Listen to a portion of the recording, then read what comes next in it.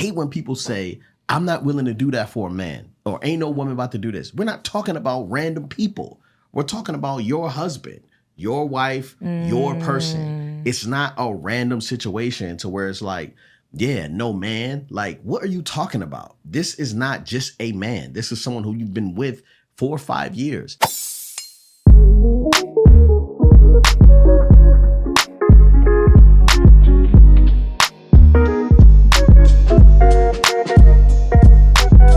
Hello, my name is Mrs. Melanin. And I'm BELEAF Mel. And we are here with episode 233 of How Married Are You? Okay, my name BELEAF. This is Yvette. We married 14 years. In California, we got 4 kids. Relationship scary is very necessary. We share our love struggles. We ask how married are you? Every Tuesday and Thursday, shoddy. If you're listening, you're in a wedding party. It's okay if you want to put your hands up. You got the questions. We got the answers. It's chocolate baby story time. Chocolate baby story time. It's chocolate baby story time. 1, 2, 3. Chocolate baby story time. Okay. It's chocolate baby. You go first. I have one. Okay, let's go. So, the other day, Theo cleaned the kitchen. I guess Glenn asked him to clean the kitchen. I don't actually really know how it happened. I just know Theo was cleaning the kitchen, Ryan was cleaning the bathroom, the kids were cleaning the back room. Like, it was a lot going on. Where was I? Outside in your hammock. That makes sense. I was taking a breather. So this was all happening. And Raya at one point comes into the kitchen and he's like, wow, this looks good. And then he said this one thing that like made my heart smile and laugh and do all the things. And it was low-key a diss at Glenn. But it was like, even after dad cooked. As to say that you leave. And then I was like, what do you mean by that? And he's like, he just leaves the kitchen so messy. Damn. I hate that. But I thought it was hilarious. I was like, oh, so you guys see that too. Which we don't mind, babe. Keep cooking. No, you know what's crazy? Clean up the kitchen. You know, true, I don't care what the truth is, but coming from the wrong messenger, oh man, it's aggravating. You know what I'm saying? Like it's enough to drive you crazy because you kind of like, who are you talking to and about, and why are you speaking? Are you insane? My guy, I don't like it. Man, I had the privilege of watching Uriah Bo shine yesterday, teaching his sister music. Yeah, he was doing so well. He was singing and dancing. He was doing everything, and Anaya was making it difficult. Oh no. She was just too goofy. You know how she gets in her silly modes? And I'm like, Anaya, please don't. And he's like, no, Dad, if I can do Anaya like this, then I can teach anybody. And I was like, nah, man, I don't want you to do that. I was like, nah, you need to relax. But he did such a good job. He's a great teacher. Like, he was right and Anaya was right. They are a great team. Aww. Theo and Anaya are doing school right now, right? So Theo's teaching her some music stuff. We'll see what the vibe is in the room when we leave. Probably won't be the same, but welcome. We should have probably put a spy cam out there.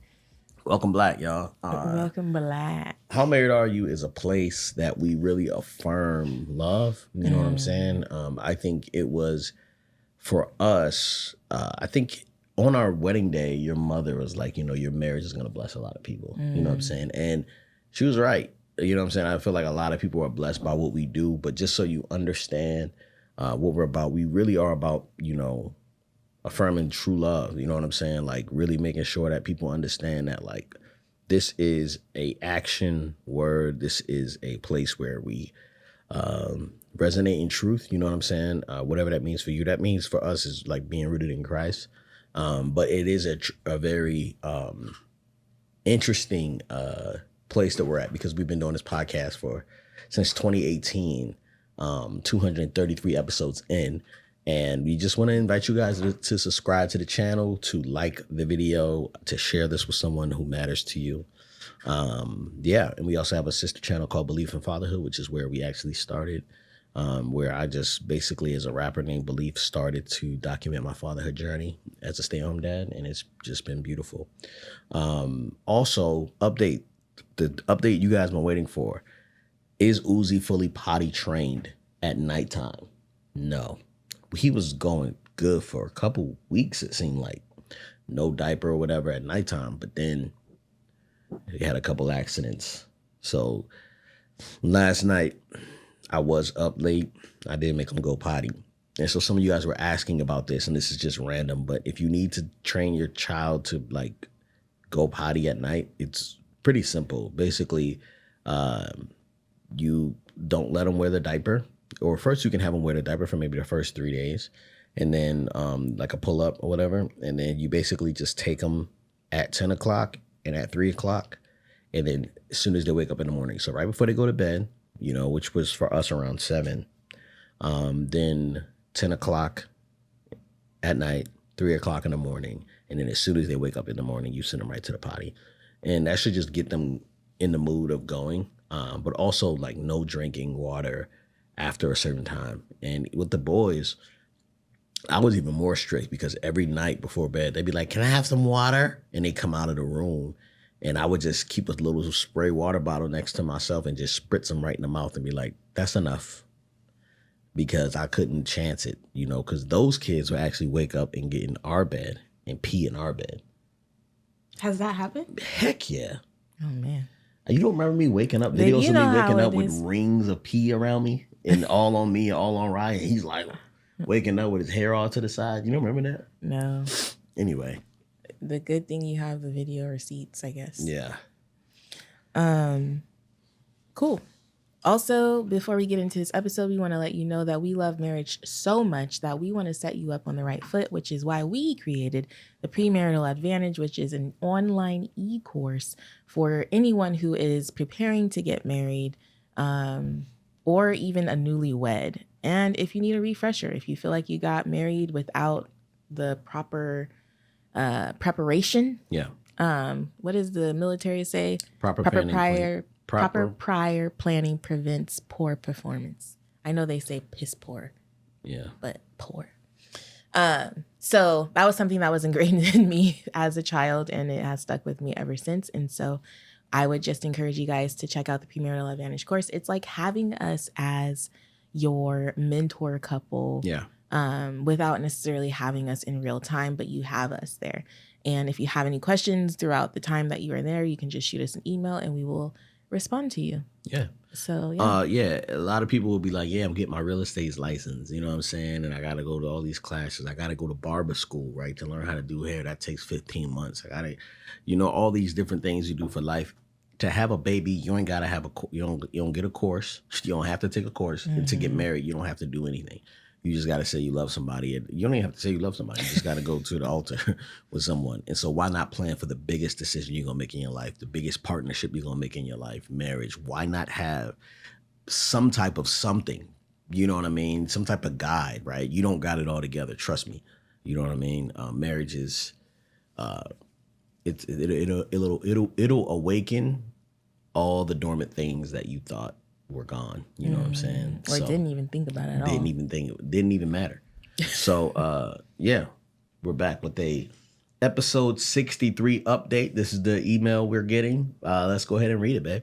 Yeah, so it's crazy because this is episode 233, but the young person who wrote us for episode 63 has written in again with another question. But before we get into her question, she has updated us. She goes, "Hey, this is me from episode 63. A little update. We are still doing well. There have still been issues over the last 4 years, but they've created opportunities to grow closer to each other and God, especially during the pandemic. I can truly say my husband has grown tremendously in the Lord due to counseling and godly community. We will be married 9 years in July." She wrote this a while ago. We're just getting to it. But you guys, we're catching up. We're catching up on these emails. Soon we're going to run out, so make sure you're writing in. Here is my question. Oh, wait. She goes, "We are now expecting our 4th baby and believing in faith for a girl after having 3 boys, 7, 5, and 1.5. They're kind of like us. That's the same, well, similar age gap, kind of. Here's my question. With so many children and not trying to move into a mansion, how do you all plan to move forward with room sharing? We have a 4-bedroom home. Our oldest 2 share a room, and they eventually want their brother in there with them. Or so they think right now. Facts. One room has a connecting door to our master, so I use it as a creative space and office. I feel like eventually they will want their own space, but then I think about how my parents and grandparents lived with several people in one room, and I believe they'll be just fine without the personal space, lol. I also think about being empty nesters with too much space if we were to move into a bigger home, just so everyone could have their own room. Do you all have any plans or thoughts or for when your children get older, especially for Anaya as the only girl? Do you think Theo should eventually get his own space as the oldest?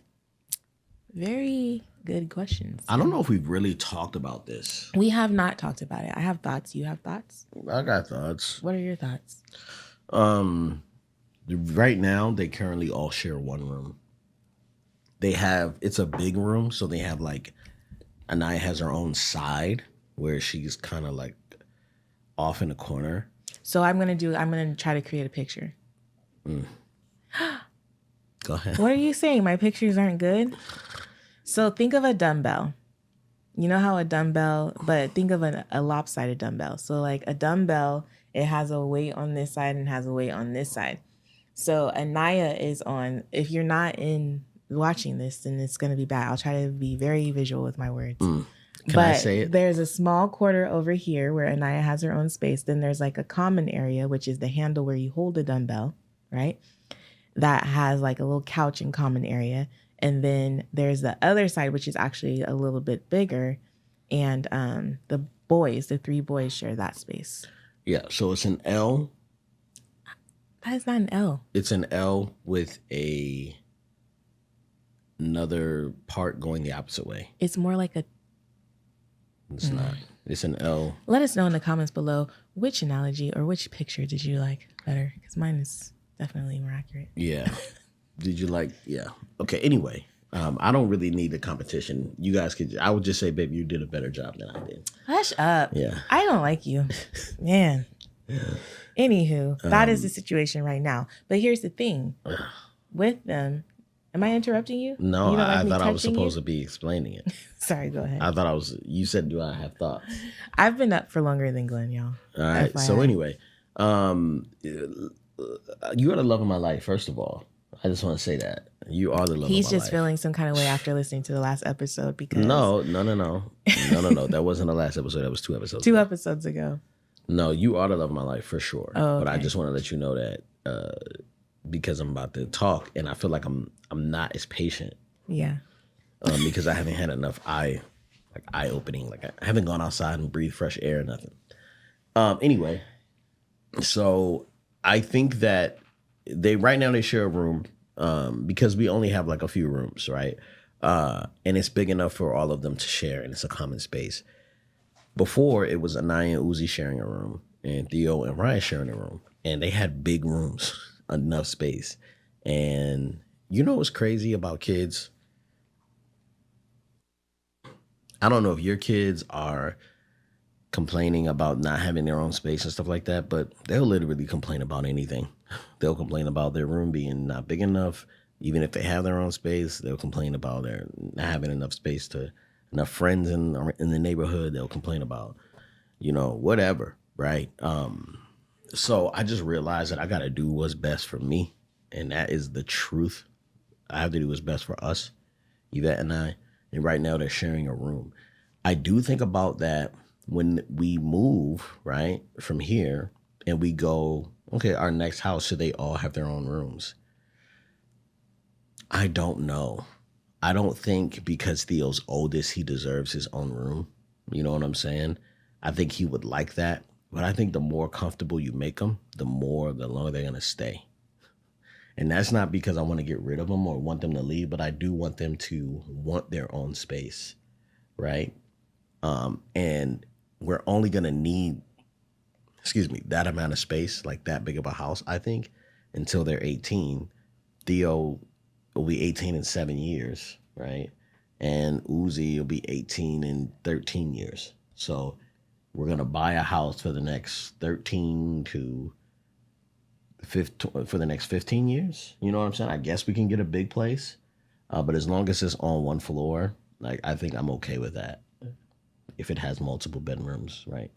I don't think we'll ever have a house that's too big because we host a lot and we'll probably have a lot of people over, right? Mm-hmm. You're daydreaming? I was just thinking about we recently spent quite a bit of time with my older brother, and he has a bunch of rooms. And what I was noticing is that, and so all the kids got their own room during our stay with him. Now, let me back up. I would like for the kids to have their own rooms. I feel like it would be a really beautiful thing for them to be able to express themselves individually, like what they want their space to look like, how they want to spend their time, to like even just enjoy alone time or know how to prioritize on alone time. I think it can be done in a way like I don't think they all need TVs in their room. Like if our kids get their own rooms, I don't know if Glenn is in alignment with this, but I would not allow them to have TVs in their room. Mm-hmm. I don't think that is necessary because I do believe that TV or screens are a way to bring community. In some sense of the word, I'm using that very loosely. One of the beautiful things that I have loved about our children is they are siblings, so they are, of course, are going to get on each other's nerves. However, they do find themselves together even when they can be apart. So like at my brother's house, you would find like Raya hanging out in Theo's room or Theo hanging out in Raya's room or them all hanging out in Theo's room to kind of just, powwow or whatever. And so I think for us in particular, I think our children have done enough life together that they won't just be in isolation from each other. I also acknowledge that Glenn doesn't agree. You don't agree? You don't? Why? I think Theo's a loner. Theo is a loner. I think Theo like wants to be by himself. And I don't know if the screen thing really matters because they have phones. And iPads. You know what I'm saying? Like, yeah, but we can make rules about how that works. Okay. So anywho, I think for Anaya, I would like her for sure to have her own room. Mm-hmm. I think as she gets older, she is developing and experiencing things in her body that her brothers can be privy to, but they don't have to have like a firsthand front row view of it, So I do think it's important for her to have her own room. And who knows, like maybe Theo gets his own room and then Uzi and Uriah share a room. I don't know what the case may be, but what is the actual question? How are we navigating that? Okay, yeah. So we haven't really talked about it. Glenn knows that I want everybody to have their own room. Yeah. But we haven't talked about like whether or not they should or shouldn't. Mm-hmm. I do think Anaya, as the only girl, should have her own room. I agree. Mm-hmm. I think the boys can partner up however they want to. I would love for everyone to have their own room, but like when we're thinking about houses, right? We're like, oh, what's our dream house? Like, what's the house that we want to have as our family home? Mm-hmm. There's a lot of criteria there. Mm-hmm. You know what I'm saying? Like, can you talk about some of those things? I would like a single story barn dominium home, mid-century modern, a wraparound porch, lots of green grass and trees. How many acres? I would appreciate 5 to 10 acres. I think 5 to 10 acres is a sweet spot for me. And what I would like space for entertaining. I like open floor layouts. I don't like walls. I would love like a sunroom where I can just hang out, but I'd also love a craft room, and then I'd love an office. And I don't know if those are the same space at all. I would love Glenn to have his own office as well as his own little like studio space, cycle around the wall. I don't even know if that's still an ambition of yours at all. But I would love for Glenn to maybe have like a separate space not attached to the main house. but a separate space where he can like work and be creative and do Frank Puppet and create dope stories and tell really good stories and all the things. I I want to feel like I'm nestled in nature. And I also want Amazon and DoorDash to be able to deliver. What about like recreational options on the Oh, I property? would love to have a tennis court, a pool. I think the tennis court ideally would be like could serve as a basketball court. I don't know if there's any way for it to also be like a hockey rink, but I would love for at least a half rink situation for the kids, especially since we seem to be a hockey family. This is sounding like a lot. I would love space to entertain, maybe even host like our kids' weddings. I think it's really cool. We know somebody who hosted his daughters, I think all of them, their Yeah. weddings at their home. And that's just super fire to me.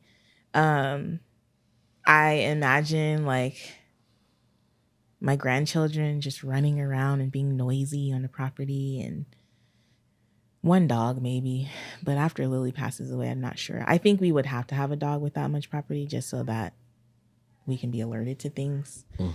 But maybe more of a when the kids get out though, I think we should get whatever dog we want. Actually, no, I don't like fur. So I wanna get like a little speaker that every time we're about to do something or we're like, man, I don't really feel like it. I want it to go. I want a mid-century modern with a wraparound porch, 5 acres.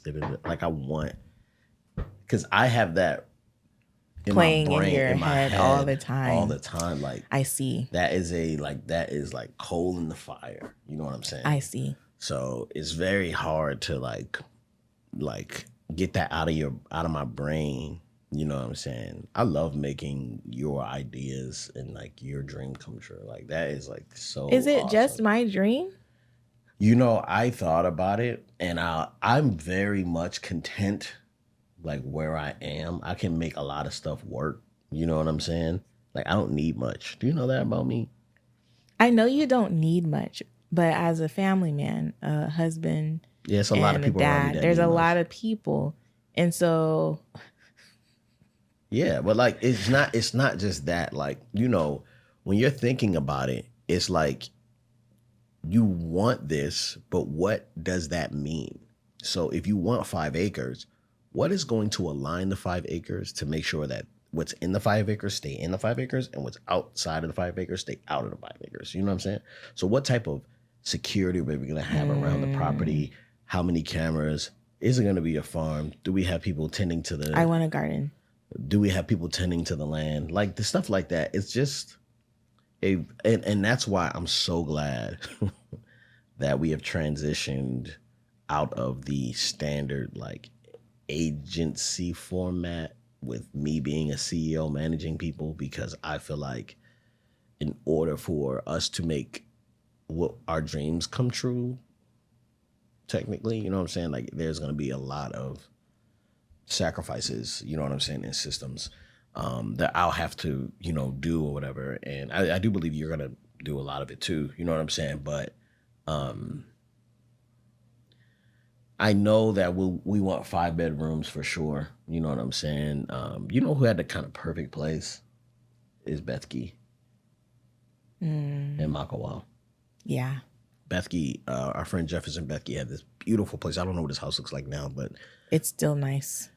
okay. I haven't been there in person, okay. but it's from what I've seen on social, he didn't downsize. Yeah, I mean, and I don't need to live in Makawa Mountain in Hawaii, right, or Maui. Like, I don't have to do that. But I'm just saying, like, you know, there was a sunroom, there was a pool, there was a pickleball court, there was everything that you're talking about. Oh, I'm saying, shoot. on 2 acres, it was like beautiful. And they had a rental property. Well, their parents stayed there. They had like a lot of stuff. Yeah. So really like beautiful place. So I know that it's possible, Yeah. 100%. Like I know it's possible.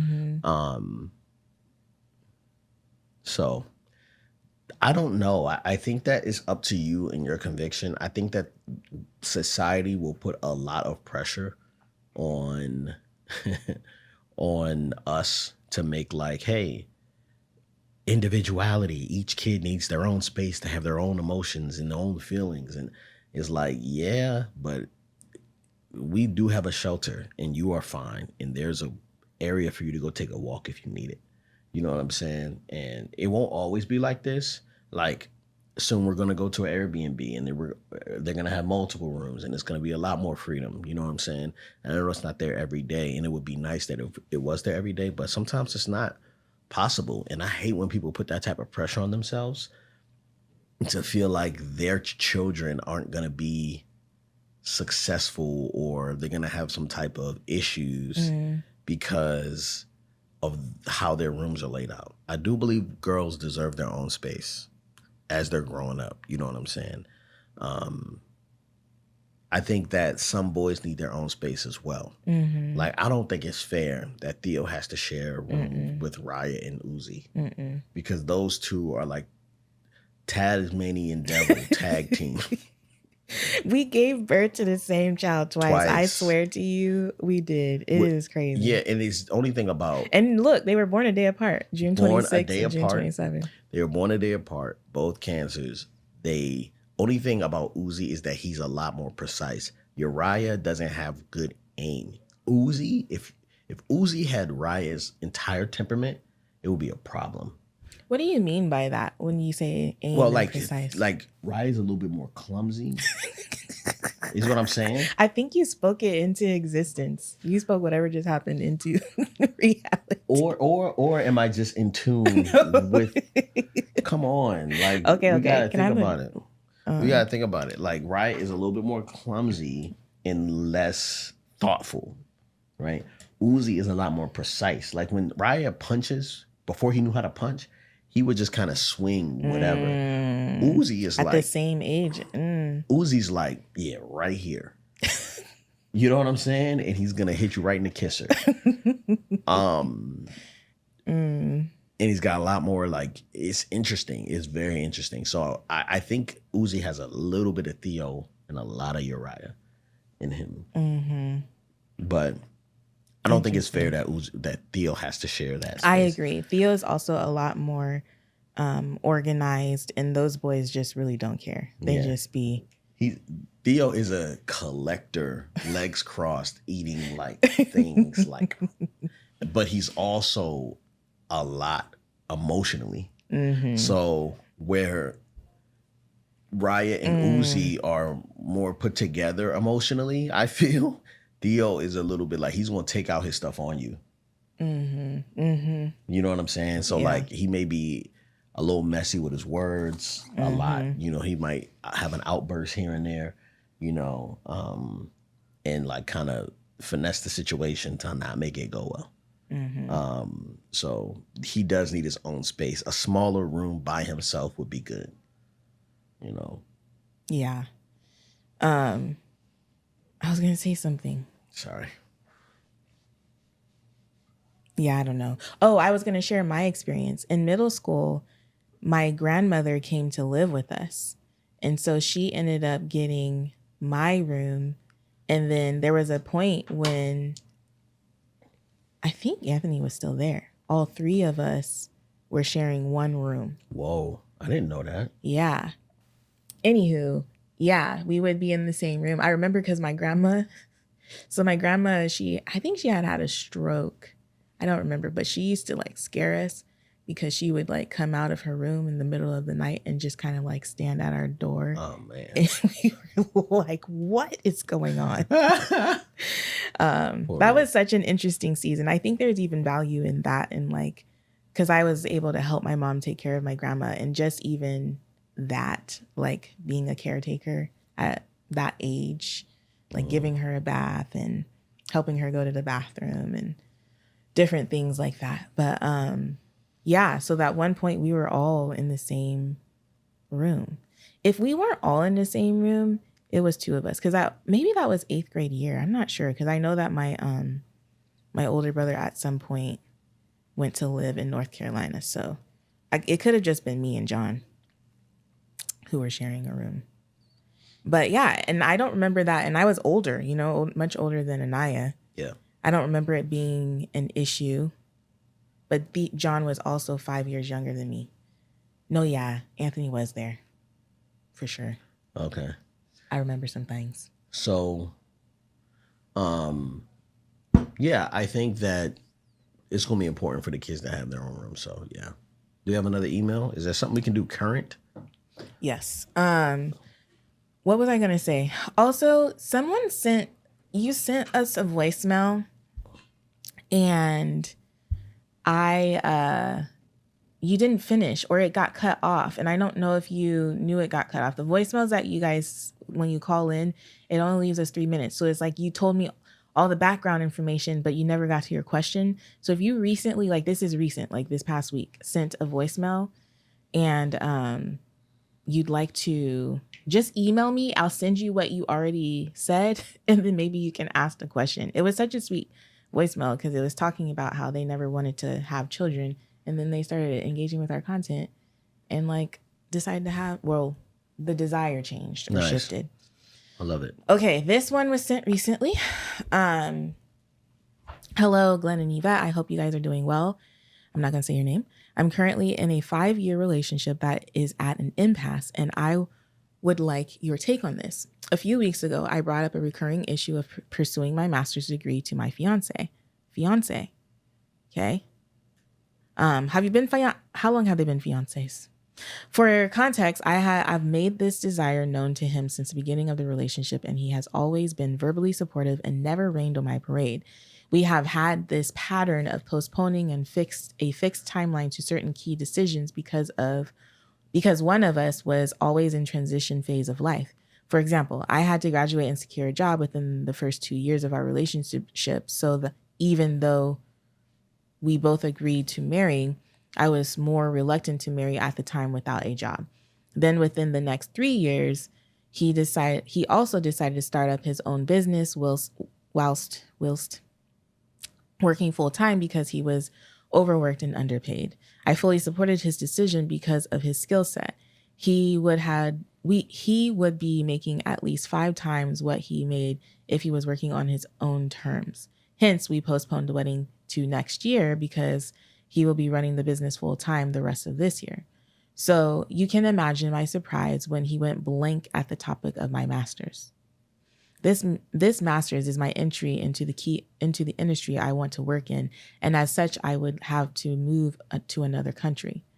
He has always been aware of my choice of uni and its location and has never been negative towards it until I brought up what it means for us when I get accepted. Will he move with me? Will we have a long distance marriage? We both don't want that. How often can we visit each other? How many years do I have to stay in the industry before moving back home? How many years does he need to train people for the business? All of these questions were difficult for him, he claims. I mentioned doing it online, which I do not recall. He claims I mentioned doing it online, which I do not recall. He refused to engage in the conversations of different options that will allow us to stay together under the guise of he is building a business here. He cannot leave the business. He has to be hands-on or else it'll collapse. The truth is, I can pursue the master's back home, but it's not the kind of program or exposure I want to experience. Pursuing it online is borderline a waste of time because people knowing you and inviting you to casual meetings and lunch is part of the way you get recommendations for internships and job opportunities. I would rather be rejected from all the grad programs than give up my dreams for a man. Ooh. My mother, okay, it comes from a place. She goes, my mother did that and has always regretted it. For a little more context of our dynamic, I have opted to move from my city and work in his city just to avoid a long distance relationship. He could not move for me because his industry is majorly planted in his city. This seemingly simple choice I made with him in mind hurts me now because of how he is refusing to consider making any other form of arrangements where we can be together as a couple. I have not even applied or been accepted, and yet I feel guilty for what essentially looks like self-sabotaging my relationship. Thank you in advance for any perspective that will help. How do you feel? I This is really hard. This is really, really, really, really, really hard. Yeah. And it's just hard. Okay. I don't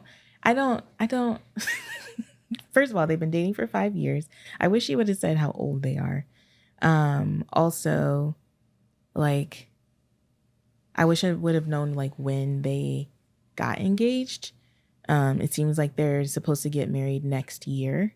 So I'm not sure how long they've been engaged, but she did say she had 2 years in her graduate program. Mm-hmm. I don't know. And so They don't have any kids. they don't have any kids. It's challenging because I can't imagine what I would do. Like, I'm trying to think of me back in the day.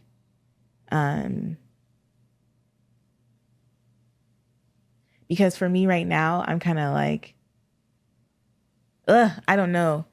I think too, we haven't seen this done well. You know what I'm saying? She said, my mother did that and has always regretted it. And so there are a lot of women that we know who are older than us, who have let their career take the back burner so that they can get married, have kids, support their husband, and take care of their children. You know what I mean? And we settle, not we, and they, or like, no, some of us settle for a life, and no, we, not us. What? I feel like some women, I'm going to just speak in general, and I'm not saying this is my situation because I really did get to like pursue my career and do the thing. I left my career. But what I'm saying is some women do like leave it, and then they reach a point in their life where they're like, what do I have to show for myself? And while like raising kids and launching arrows into the world is a beautiful thing, and it's such a blessing to be able to do that, a lot of women are like, I wish I would have been a boss mom. Like, I wish I would have pursued some of the things that like lit my fire, because now my kids are gone and what do I have? But like, this is assuming that they want kids. They may not want kids. They didn't even talk about it. This is neither here nor there. What I'm saying is we haven't seen this done well. Even in the movies sometimes. What you mean? I feel like there's a lot of women that have... The story that a lot of us have been given, I feel like it's changing now with millennials and Gen Z. But the story that a lot of us have been given as women is that our careers, our ambitions take the back seat to our husband's careers and our husband's ambitions. And then if children and when children enter the mix, it's more of that. Like, think of a lot of the movies you've watched. Think of a lot of the TV shows you've seen. I understand. And so what I'm saying is we haven't seen this done well. And she, I'm assuming, is either a millennial or a Gen Zer. And she's like, I'm not putting up with that ish. Yeah. Like, that is not going to be my story. And so for this man, like, I've already done the thing of moving to be with him, like, as he pursues his career currently. And he's not even willing to think about it. Like, I just want him to consider it. Think about it. Let's work out some different scenarios. He ain't even willing to do that. Yeah. Like, this is who I'm about to marry? Someone who's not going to try to like meet me halfway at all. So, yeah. And I feel like this comes from a place of my mother did that and has always regretted it. It comes from a place of this is the theme of a lot of women's story. Yeah. And so I have a hard time. I don't know what to say here. So I'm going to let you start while I think. Because, you already started. Well, I mean, I'm going to let you, if you have thoughts, to share your thoughts, because I'm kind of just like, for me, you don't like, it just depends on how much you love this guy. Are you like Glenn kind of love for him? Or are you like... What you mean Glenn kind of love for him? What is that? What are you talking about? Are you saying like I don't love well? The practical love. No, you love really well, love. No, I'm sorry. I didn't mean that. Glenn, but I'm just saying, like, are you head over heels? Like... See, that's what I'm saying. Like, that's my point. That's my point. If you're head over heels, you're going to make decisions that don't serve you. You're going to just do things because you're head over heels and drunk in love. Crazy in love. Like, you're going to do that. You better preach, man. But, like, if we're thinking logically, is this something you want to do or not? Right? There's nothing wrong with you saying, I don't want to get married to someone who won't allow or don't think it is going to be beneficial, you know, for me to go pursue a college in a different country. You know what I'm saying? The whole point of getting married for me is, hey, we about to be together. You know, so we might not be on the same couch all the time, but we finna be in the same house. You know what I mean? Or maybe in the same room. But I'm not being married to someone who's in a different country. You know, it's go ahead. Can sorry. I also say that it's not forever? It's just for a season, right? And this is something that if it's your internal goal to pursue a career, and this is something that's really important to you, go ahead and do that. I think that is okay. But the fact that he's not okay with it, that doesn't mean he's a bad person. He's just being honest, right? And I hate when people say, I'm not willing to do that for a man, or ain't no woman about to do this. We're not talking about random people. We're talking about your husband, your wife, your person. It's not a random situation to where it's like, yeah, no man. Like, what are you talking about? This is not just a man. This is someone who you've been with 4 or 5 years. It's okay that he wants to be around you and he wants you to be a part of his life in his home in you guys' home. And it's okay that you decided, hey, I'm going to make this sacrifice for you. I'm going to move to your city and I believe that you can do well. But the whole thing is that I still want to do this. Will you support my dream? I think it's okay that he is he's being rubbed the wrong way.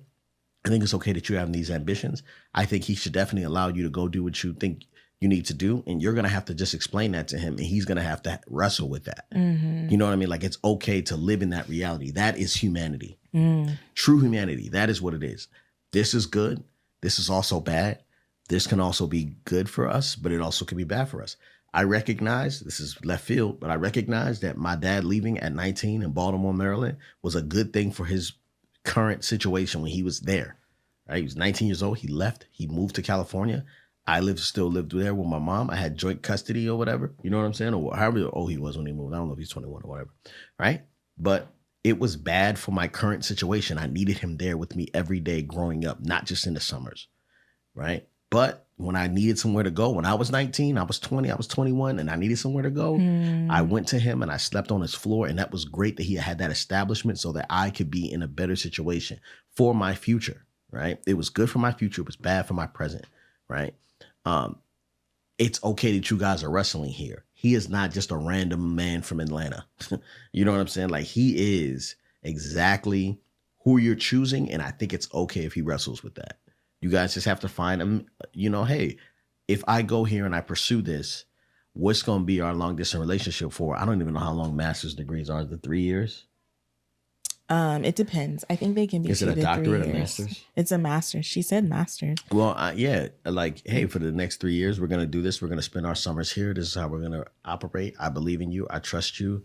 Like, what's going on here? And then it's easy to have this type of frustration when you don't have a plan, right? So, not saying that that's true, but if you don't have a plan for how many kids you want to have or when you want to start having babies or what you want your life to look like or whatever the situation is, like if you don't have a plan for that, of course, this comes out of left field. He's like, man, well, this is not what I want to do. I want to make babies immediately. You know what I'm saying? Like, I don't know what the situation is. So it doesn't seem like they're necessarily even wrestling with the idea of having children. They're wrestling with the idea of operating in their gifts and in their ambitions. Like, he has a career, he has a business he's starting up and he wants to make it very successful.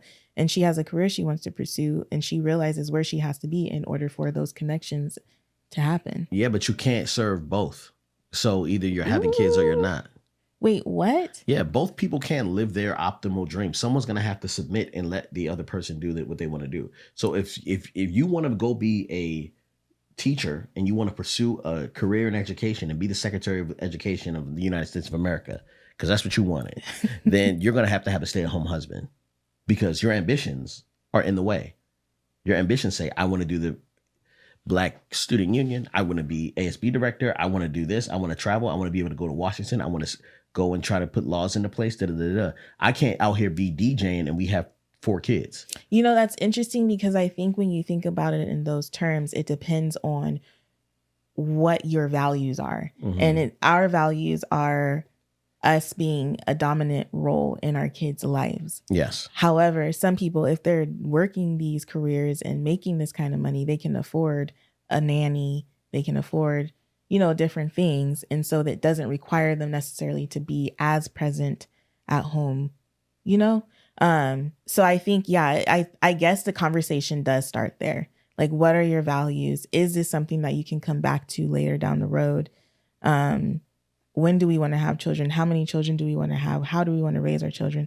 These are all conversations that you're actually having in the Premarital Advantage course if you'd like to do that. You guys are very true. Engaged. And so I think, because I was thinking about, when I was listening to you talking, as I was looking at the email again, I was thinking about that episode with Tico. I don't remember what number it was, where she talks about married to do what. Mm-hmm. And I think that sometimes we come into a union and we don't necessarily see it as like we're married to do what, but we are in partnership.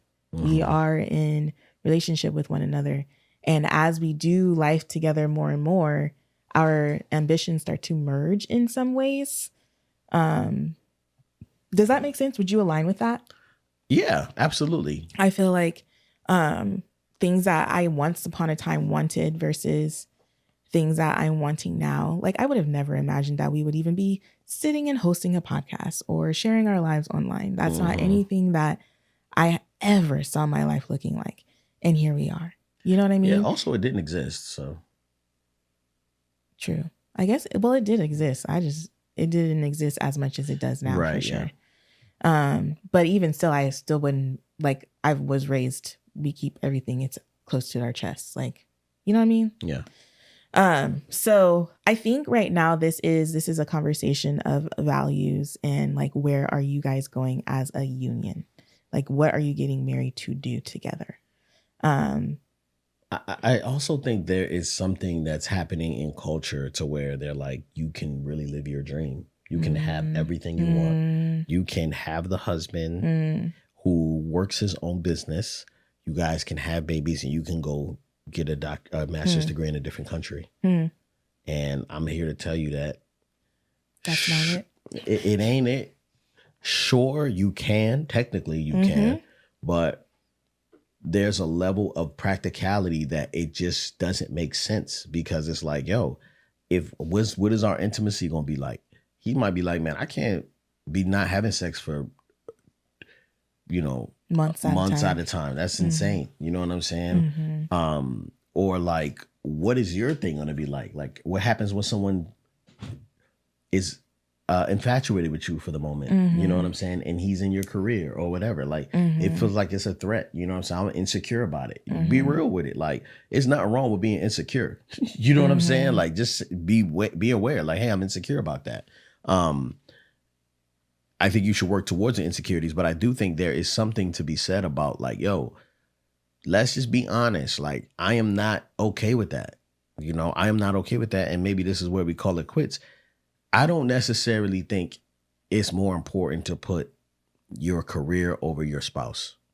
I don't think that's right. You know what I'm saying? Not saying that, you shouldn't do that. But I think if you're not willing to not do it, then he ain't it. He's not the one. He's not the one. You know what I'm saying? Because any other person is kind of like, yeah, like, I'm not going to miss out on this opportunity. I'm loved well. I feel like I'm a better person. I'm around you. I can do this. But if your main goal is your career, then you made a covenant already with yourself to pursue the career. You didn't make a covenant with him. Oof. I will say that 5 years is a long time to be in a relationship with somebody. And so I think there is an honest conversation that you have to have with yourself as well. Like, are you wanting to marry him because you guys have been at this for 5 years? Or are you wanting to marry him because you love him and he loves you well and you really do see, like, God using your union, like, for a purpose? Because if you are feeling more inclined toward your career, I feel like that speaks volumes about your relationship in and of itself. Yeah, and man, I just want to say, I don't know about the whole my mother did that and I'm not doing that. Like, I don't know about that. Your mother ain't got nothing to do with you. You know what I'm saying? Truly, her regrets may stand still, may be there, but at the end of the day, like, we live in California in a very beautiful part of the city. I mean, of the country, of the state, and we could seriously just be there. Like, I didn't need to move. I didn't need to do anything. Like, or we could stay in Temecula. Or like, I don't mind living there. But our kids are into hockey. This kid wants to play hockey. We could technically be like, yeah, man, I hope you get there. You know what I'm saying? By living in this place, because this is where we're sitting. Because a lot of people just don't move out, across country or whatever to figure out what their kids want to do. But like, some people it's worth doing that for. You know what I mean? We have a profession that allows us to do that. Technically, you could go. She said she can go pursue a master's degree here, right? So it's like, if you could do it here, then do it here. You know what I'm saying? Like, why do you need to go across the country for all that other stuff? It's like, all right. I don't think it's a matter of her. The world. I don't think it's a matter of her, like, necessarily not being willing to do that. But I think it's a matter of him not even considering any other thing, like any other way to do it. Like, he's automatically defaulting to just do it online. Yeah, that's right. You know Is what that I'm what he saying? said? I feel like that's the I message missed it I'm because getting. Anaya came in. Oh. So I thought he said, I thought she said he went blank and didn't say anything. She goes, so you can imagine my surprise when he went blank at the topic of my master's. His master's is the key, and she explains it. They don't want to do a long distance relationship. How often can we visit each other? He refused to engage in conversations of different options that will allow us to stay together under the guise of he is building a business here. He cannot leave the business. He has to be hands-on or else it'll collapse. Yeah, and I think sometimes it's worth your business collapsing. You know what I'm saying? Like, you didn't make a covenant with the business, right? Your business collapses and you still have someone to support. The only thing is, how are you guys going to support her degree if you guys are in a different country and you're not working? I don't know. You know what I'm saying? Like, it seems like you guys are, you know, this is what marriage is. Like, you're literally taking all the things about you that are separate and you're merging them together. So someone's going to have to submit to somebody else's dream. It just is what it is. Or you guys aren't right for each other. Take the premarital advantage. You can afford it and you need it. You know what I'm saying? Yeah. I think it's really inexpensive. I think it's like $60 or something like that. If you haven't taken it, like, you got to take the course. It's really simple. Because we also talk about, like, you know, sacrificing dreams for each other. I think that's really important. Yeah, it seems like you guys are both trying to hold on to your individuality and you really love your security, right? And so truly, if you want to, it's $125. All right, so it's $125 for the course. It's still inexpensive. $62.50 a piece. So I think that, you know, I understand that security thing, you know what I mean? But that, you know, even when you're married, you have those thoughts. You know what I'm saying? Like, those are things where Yvette had those things too, and I had those things too. Yvette was tripping, man. I'm going to tell you the truth. We got to a point in our marriage and she was like, well, what about my money? And she was like, I'm trying to put like money to the side or something. You know, and I think that was just a whole thing for me.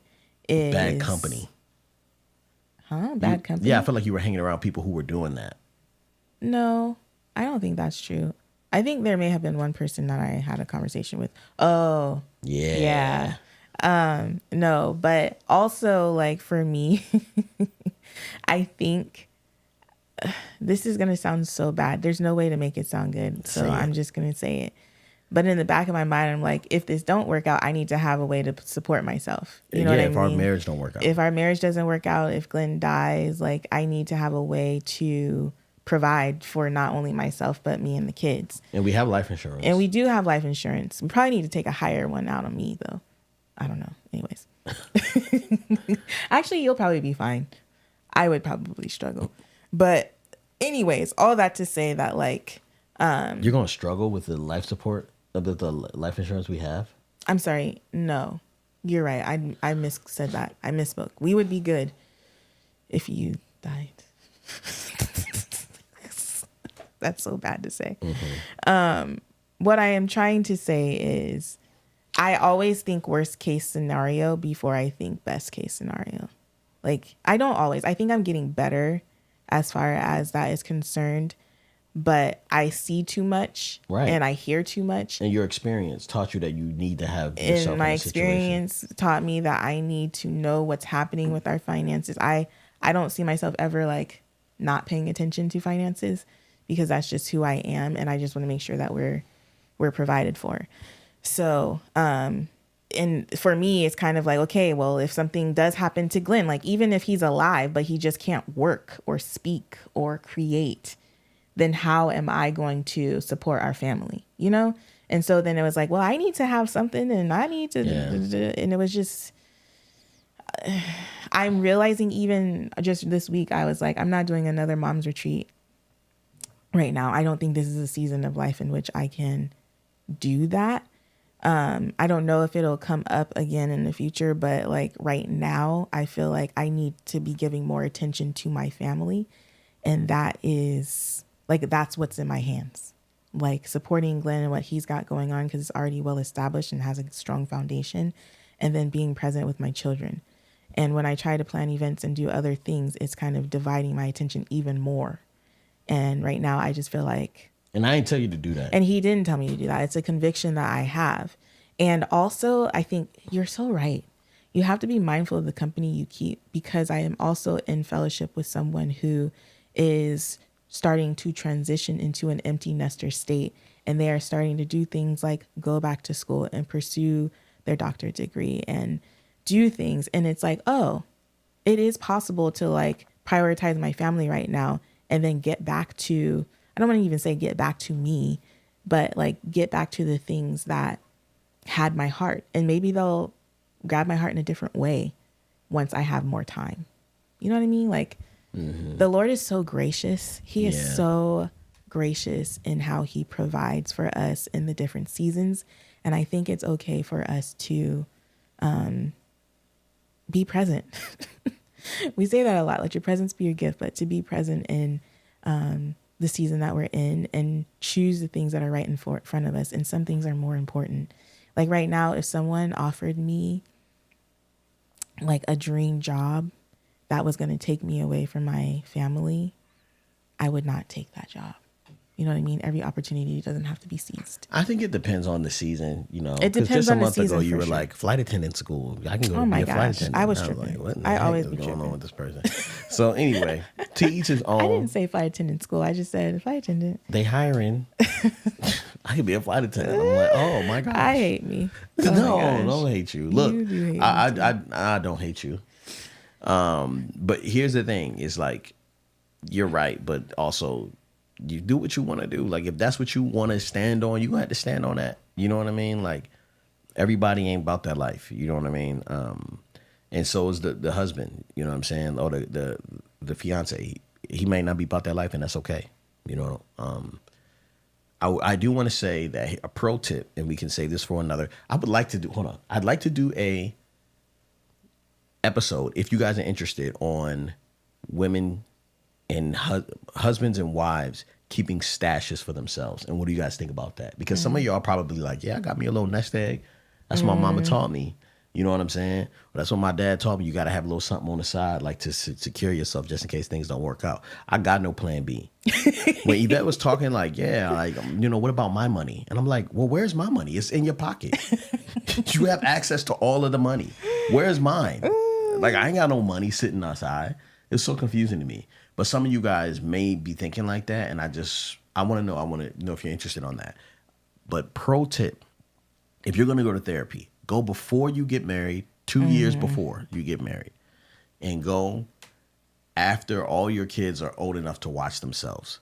Because what may happen is you may start to hold people accountable to the point where you ain't got your people. You might start to put yourself in a situation like, man, That's real. this the duality. Like it's not, you are not good for me in this season. You know what I'm saying? You may be good for me as a family man and someone to help with these kids, but you're not good for me.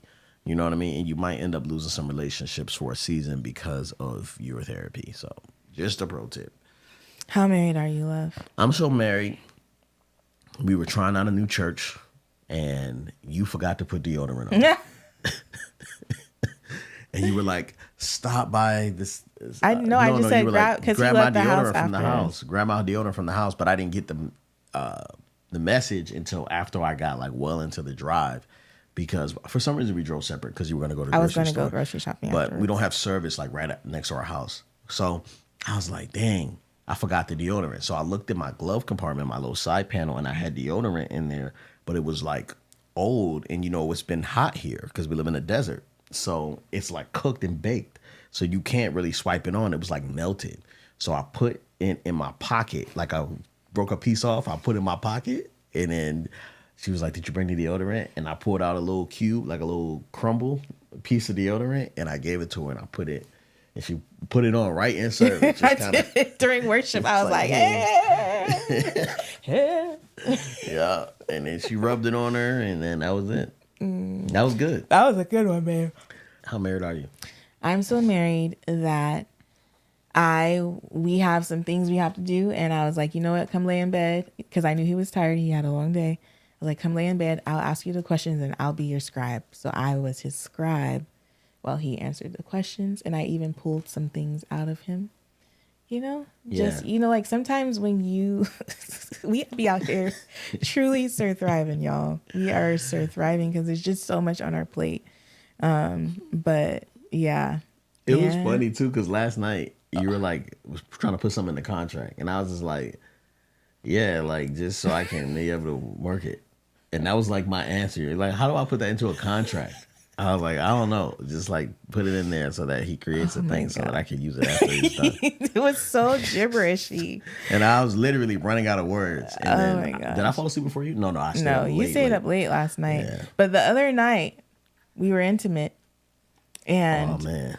We were intimate. And I just went to go pee. And I came back, y'all, and this man was out. Like, so far out. To the point it was like I'm snoring. It was all the things. So I was like, wow. Like I feel like I was gone for maybe 2 minutes. I was so tired. So the problem is I couldn't sleep. So I hadn't slept. So I was like, dang, man. You used me to get to sleep? No. Sometimes I'll be wanting to have sex, but I don't want to bother you. And that takes me a while to like wake you up.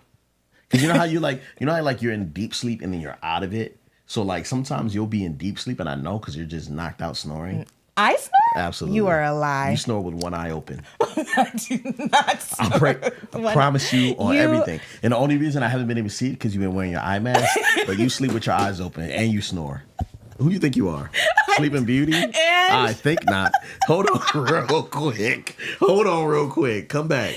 Hold on real quick. I feel like I was just abused. No, so sometimes, like, I'll want it, but then I know when you're coming out of it because you'll like move your leg or you'll kind of move around a little bit. And that's why I'm like, okay, cool. She's not in the deep sleep. So then I'll try. And you always accept. I do. You always accept. Very receptive. You're very receptive. But I feel like I don't like doing it like that. Well, then just come to bed when I come to bed. And do what? Because you go to sleep. It's the same thing. Obviously, we do not have scheduled intimacy anymore, which actually I just listened to a podcast yesterday and I was like, we need to schedule it again. So we'll get to work on that. We can put it on the Skylight calendar. And that's just how married we are.